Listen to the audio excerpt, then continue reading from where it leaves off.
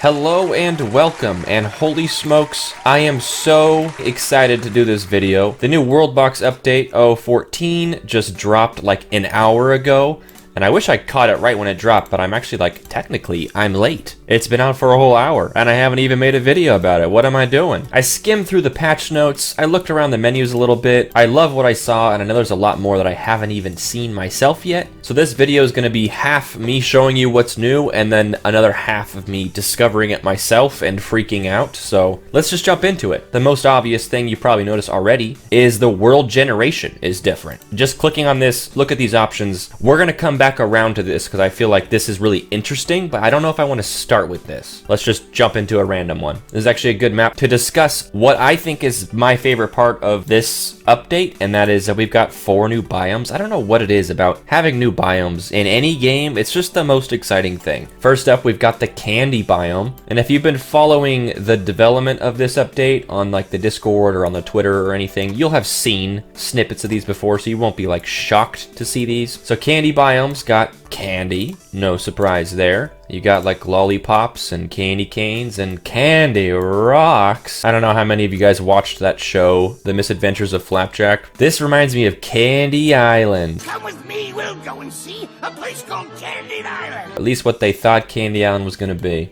We got the crystal biome. I love me some shiny crystals, so I'm all about this one. Just this glorious light blue kind of diagonal striped grass here. That alone looks sick. And so throwing crystals on top of that, and I like that it's a mixture of like your stereotypical like crystals on the ground, but my guy actually shaped crystals into trees, which is why I think the developer of this game deserves an award, because bro, have you ever seen crystal trees before? Once I saw them, I was like, that makes sense, but why have I never seen this before? You know, like I've played plenty of games that have crystal biomes. A crystal biome is nothing new, but crystal freaking trees of various colors, so cool. Anyway, next up we got the arcane desert, which to be honest sounds really cool, but I haven't really spent enough time looking at it to know what makes it cooler than just being a desert. What makes it arcane? Maybe we'll find out right now. I don't know. Put some plants down, put some trees down. To me, it just looks like a desert. And don't get me wrong, I like that. I think it looks sweet. I like that it's different than the savanna. I like that it's a little more like dull looking, like color wise it's not so vibrant. I find that the savanna is like too orange almost, where it looks kind of fake. Hey look, a rock popped up. We'll talk about that in a second. I know I feel like I have so much to talk about, and I don't want this video to be super long, so I'm trying to move quick but also make sure I give myself enough time to geek out about everything. Okay, lastly we have the lemon biome, which I think is hilarious that he added a lemon biome. Out of all the biomes that one could add, I think a lemon forest was very necessary. So you've got small ones that are still closed, and then once they're fully grown, they open up into a lemon,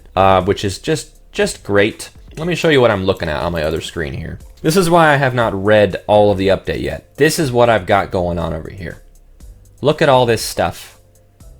Look at all this. It just keeps going and going and going and going. And sure, it's some big things and some small tweaks, but holy smokes, I have to read this. So maybe I'm lazy for not reading it before the video, but a lot of it's not super important. It's like debugging and certain things being fixed and achievements and stuff, but a lot of it is like new stuff added. So anyway, I've got that on my other screen. I'm trying to make sense of what I'm seeing with it. I don't know why we've got 2 shiny bears that both have flesh eater. All right, so crystal biome gets crystal people, and they're shiny, which I don't know if that does anything. I don't know yet. Over here in the candy biome, we have flesh-eating bears, which is very interesting. Now, I don't know if that means because they look like they're made of candy, that just means they eat other candy, but I'm pretty sure that would just mean they eat people, right? I think it's hilarious that candy biome is technically like pretty dangerous because of these flesh-eating bears. Honestly, I love that. I feel like it's a sinister place. You know, it's kind of like a trick where it's like, come on in, look at all this yummy candy, and then you're getting gobbled up by giant green bears. Over here, we've got, I don't think anything new in the arcane biome that I've seen. Pretty normal stuff spawn here. We got cats. I think I saw snakes. In the lemon area, of course, we have lemon people, which I think are wonderful. They're just like locals that run around with lemons on their heads. Some of them are entirely lemons. Look how happy that dude looks. Imagine just being a lemon. Like, what would you even have to complain about? They all seem to spawn with the same 3 traits, poison immunity, paranoid, and attractive. So I think that's an interesting mix. Poison immunity makes sense. Paranoid, I guess, makes sense. I don't know what attractive does for them, but I think it's funny that this dude is considered attractive, you know? That's cool. I think so too, man. You rock it. Oh, I missed this. A flying crystal sword? How did I miss this little detail? Okay, so we have crystal people and crystal swords. And I should also mention that since I'm pretty much discovering most of this while filming this, I'm going to miss stuff that's gonna like make this video outdated pretty soon. But I just wanted to kind of give you my first impressions. So yeah, we got, is that a gingerbread man? Oh my goodness. Sweeta, the gingerbread man with flesh eating. Oh, I love this update, dude. We have a candy biome with flesh eating gingerbread men and bears. We are living in the best timeline. Before we move on, one last thing about them. Each biome and some of the old ones have like more items associated with them. So like there are lemons that can be harvested. I think if they chop the trees down, the people get lemons, I assume is how it works. And whenever the people eat the lemons, they get traits. They get eagle eye and regeneration, or they can get from eating lemon. Civilizations that live in the lemon biome will have a lot of eagle eye and regeneration mixed in. In the arcane desert, there are desert berries, and eating desert berries can give you poison and slow traits, and also poison immunity. In the candy biome, we have candy, and it restores a lot of health, and it can give you tiny, giant, bloodlust, and fat. Those are the 4 traits it can give. I like that it's both tiny and giant, so one or the other. And then bloodlust goes along great with this theme of the candy place looking really nice, but actually being full of just murderous creatures. Bloodlust and fat. Because if you eat too much candy, that might happen. So I think that's great. And then in the crystal biome, we have crystal salt. Crystal salt can give you the caffeinated status, but it can also give you madness. Or the strong-minded trait, which is a nice little inverse because if you have strong-minded, you can't get madness. That will make it really interesting. These two especially, they give you some pretty game-changing traits. Like a civilization in the crystal biome is gonna have to deal with a lot of their people going mad from eating crystal salts, and there will be another half of the population who got strong-minded instead, and therefore will be kind of immune to that madness. So there will be kind of like always like a civil war thing going on of people just periodically going crazy. So this place makes you crazy, and this place makes you want to kill stuff. This place makes you immune to poison, and this place makes you have better eyesight and heal. So cool. A couple of the old biomes have gotten similar things where there's new resources associated with them. There are coconuts in normal sand biomes, which can give you the shield status. There are bananas in the jungle biome that give you unlucky. There are evil beets in the corrupted biome that can give you pyromaniac or evil. And there are mushrooms that you can eat from the mushroom biome that give you either madness or strong-minded, kind of like crystal, or paranoid or content. And then I'm not going to list all of them, but there are peppers now in the infernal biome that can give you the fireproof trait or set you on fire.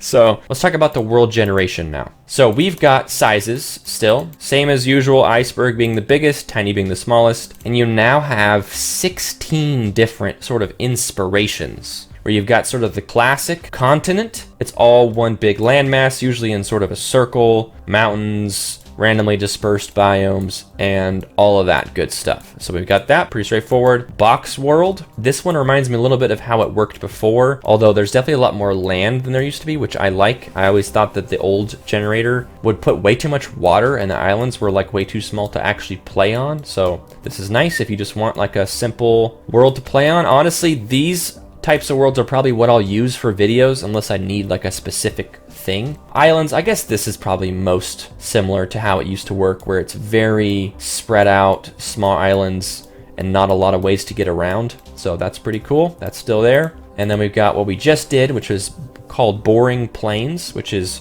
no water, well, maybe a little water, and no mountains. So just flat and then randomly dispersed biomes.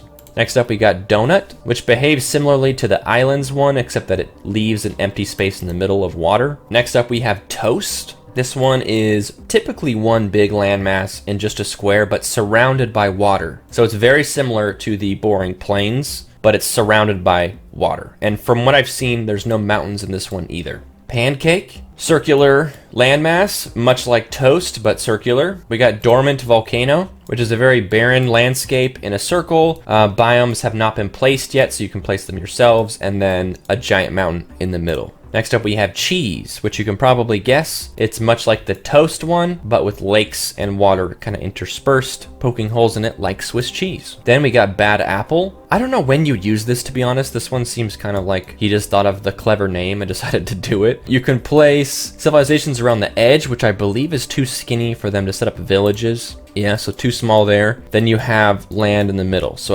like I said, I don't think you'd play on this as is. I think you could probably cut holes in it and kind of move it around and use it maybe that way, but I don't see the point of that one. Next up is Anthill. Kind of like that last one, but a little more playable, where it's basically the whole map is a mountain, but then some formations are cut out of it with just regular soil and a random biome. You know, kingdoms, you could put them in the corners and they can only traverse through the basically ant tunnels. So I like that one, pretty cool. Next up we have Chaos Pearl. This one is just a lot of chaos. I like how the biomes are placed though. It's kind of swirly. It looks like when you open a tub of ice cream when it's got like the caramel swirls in it or something. I don't know. I'm just hungry. Let's see it again. Yeah, that looks cool. Nice if you want just like a super flat world, but you want to like spice it up with biomes. We got that. We got Chaos Lasagna. Same thing, but now in a square instead of a circle. So pretty cool. I love how this looks. I love this kind of cinnamon toast crunch looking desert color in here. Also, this one's interesting because it places so many big biomes, but it keeps placing like just a little pinch of another biome. It puts a little bit of candy biome right here, and then a little bit of infernal biome right here. So, and then corrupted. Corrupted? Does corrupted look different? Hold the phone. Why does it look different? No? What is this? Is this swamp? What the heck? They changed swamp biome. Oh, dang, I kind of liked it how it was. Dang, they completely changed how it works. Okay, so swamp biome's different. Good to know. All right, a couple more here. Checkerboard, as you'd expect, it picks two. Is it two random biomes or always the same two?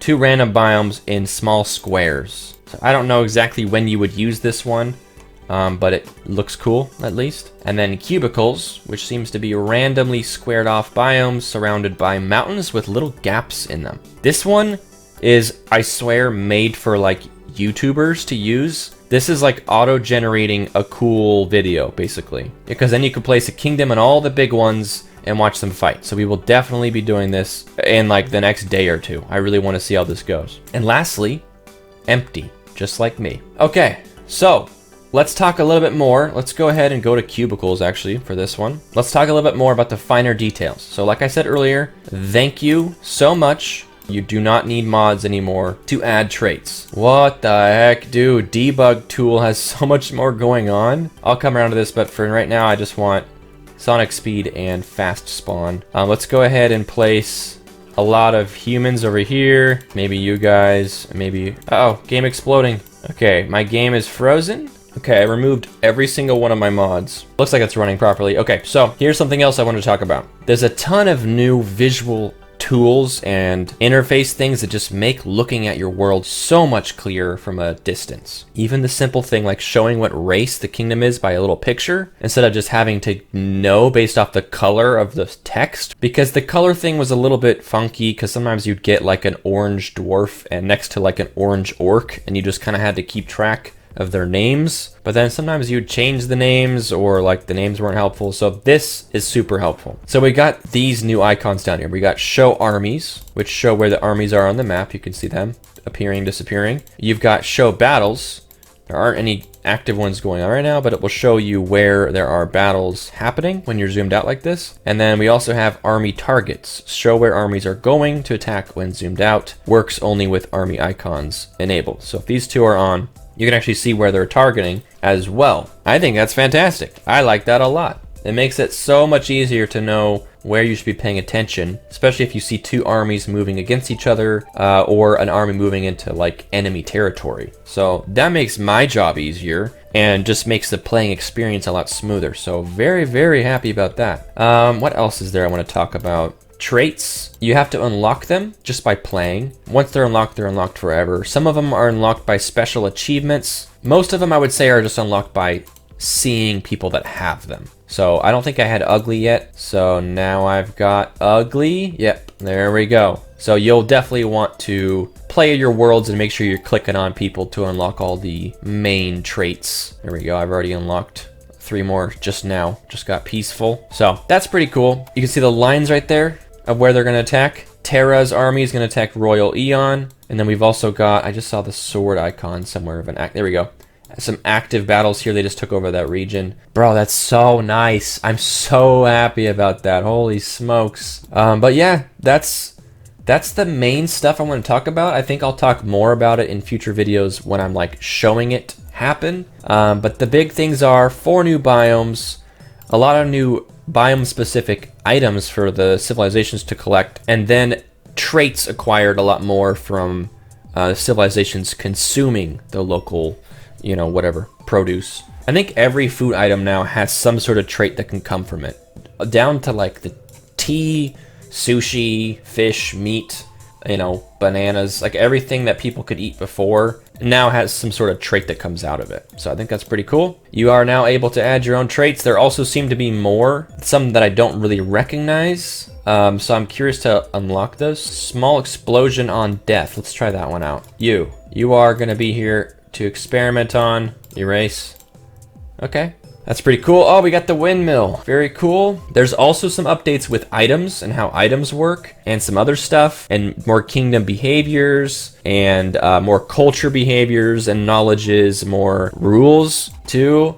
We got limiting settlements to 100 people. You can also turn off the kingdoms even having armies altogether. And then this one, it's worded kind of weird, but this must just be turning off repopulation in general. And then, oh, I didn't talk about this yet. Minerals spawn naturally, unless you have it turned off. A huge issue I've had in the past was placing stones on every world that I would make. Sometimes I would forget, and then people wouldn't like make certain things. And in addition to that, so much new stuff, but there are now actual rocks for silver, mithril, and adamantine. So that's really cool.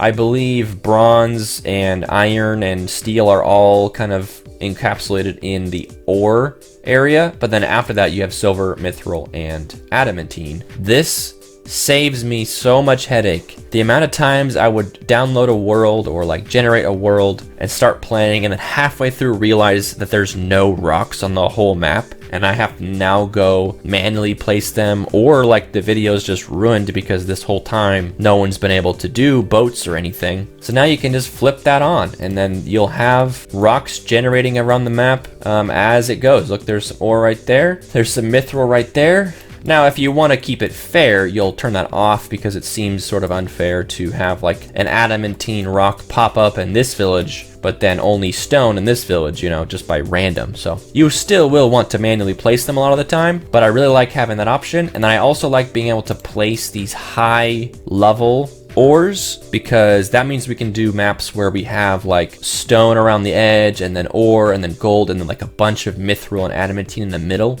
Anyway, that's gonna do it. Long video. I did not even talk about everything. Don't worry, I'll get around to it. I'm gonna finish reading the patch notes and I'll probably pump out a video in the next day or two, kind of playing around with the new update a little more, doing like a traditional video with our new tools. So stick around for that. Thank you to the developer of WorldBox for pumping out this amazing update. I love it so far. You can tell when a developer watches what their players are asking for based on what kind of updates they put out. Like this feels so much like so many things people have been wanting, all crammed into one update, in addition to just fun toys too. It's not just an update to make it like play a little bit better and smoother. There's just fun stuff too. It just makes the game more fun, easier to play, and just all around smoother experience. So it's a big thanks to the developer. Thank you guys for watching. Subscribe if you haven't, and I will see you next time.